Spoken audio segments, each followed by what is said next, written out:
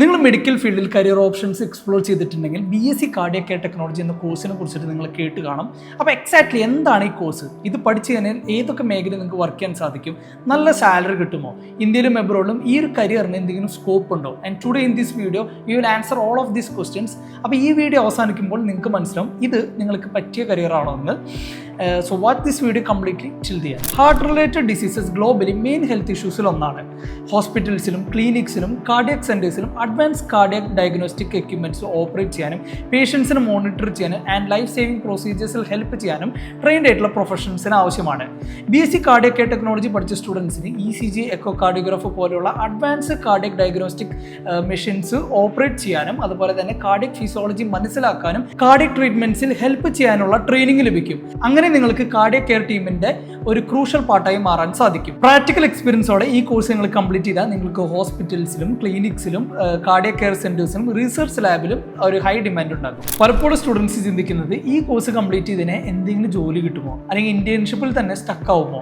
But the truth is this is the field with real opportunities.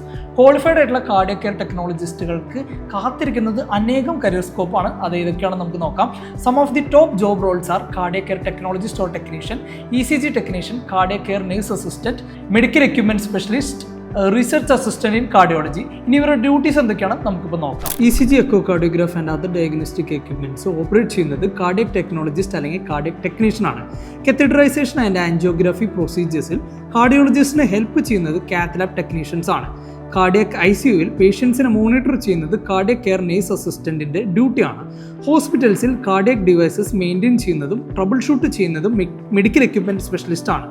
Clinical ട്രയൽസും research സ്റ്റഡീസും help ചെയ്യുന്നത് research assistant in cardiology ആണ്.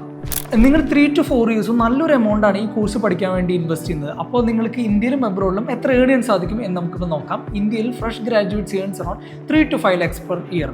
ഇനി നിങ്ങൾ എക്സ്പീരിയൻസ്ഡ് പ്രൊഫഷണൽ ആയി കഴിഞ്ഞാൽ നിങ്ങൾക്ക് ഹോസ്പിറ്റലും സിറ്റിയും ബേസ് ചെയ്ത് ഒരു വർഷം 6 മുതൽ 10 ലക്ഷം വരെ ഏൺ ചെയ്യാൻ സാധിക്കും. ഇനി എബ്രോഡിൽ USA, UK, UAE and Singapore പോലെയുള്ള രാജ്യങ്ങളിൽ സ്കിൽഡ് ആയിട്ടുള്ള കാർഡിയക് കെയർ പ്രൊഫഷണൽസിന് ഒരു വർഷം 15 ലക്ഷം മുതൽ 30 ലക്ഷം വരെ ഏൺ ചെയ്യാൻ സാധിക്കും. നിങ്ങളുടെ ഈ ഒരു ഏണിംഗ് പൊട്ടൻഷ്യൽ ഇൻക്രീസ് ചെയ്യാൻ cath lab or echo cardiograph പോലെയുള്ള ഏരിയാസിൽ സ്പെഷ്യലൈസേഷൻ എടുക്കുക. പിന്നെ അഡ്വാൻസ്ഡ് കാർഡിയക് ഡയഗ്നോസ്റ്റിക്സിൽ സർട്ടിഫിക്കേഷൻസ് നേടിയെടുക്കുക. എല്ലാ കോളേജിലും ഒരേപോലുള്ള ട്രെയിനിങ് അല്ല പ്രൊവൈഡ് ചെയ്യുന്നത്.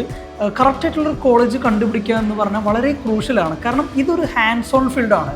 നിങ്ങൾക്ക് തിയറി പോലെ തന്നെ ഇമ്പോർട്ടൻ്റ് ആണ് പ്രാക്ടിക്കൽ സ്കിൽസും. അപ്പോൾ ഒരു കോളേജ് ചൂസ് ചെയ്യുമ്പോൾ നിങ്ങൾ കുറച്ച് കാര്യങ്ങൾ ശ്രദ്ധിക്കാണ്ട്, അതായത് കോളേജിൻ്റെ അക്രഡിറ്റേഷൻ ആൻഡ് അപ്ലിക്കേഷൻ, പിന്നെ സ്വന്തമായിട്ട് ഹോസ്പിറ്റലോ അല്ലെങ്കിൽ ഏതെങ്കിലും ഹോസ്പിറ്റലായിട്ട് പാർട്ട്ണർഷിപ്പ് ആ കോളേജിനുണ്ടോ എന്ന് ഉറപ്പുവരുത്തുക.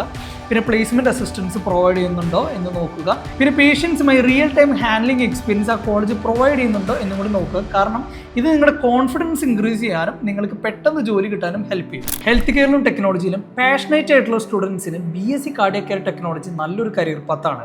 And remember one thing, this is your future. Right സ്കിൽസും പ്രാക്ടിക്കൽ ട്രെയിനിങ് ഉണ്ടെങ്കിൽ നിങ്ങൾക്ക് ഇന്ത്യയിലും എബ്രോഡിലും ബെറ്റർ ജോബ് ഓപ്പർച്യൂണിറ്റീസ് ലഭിക്കും.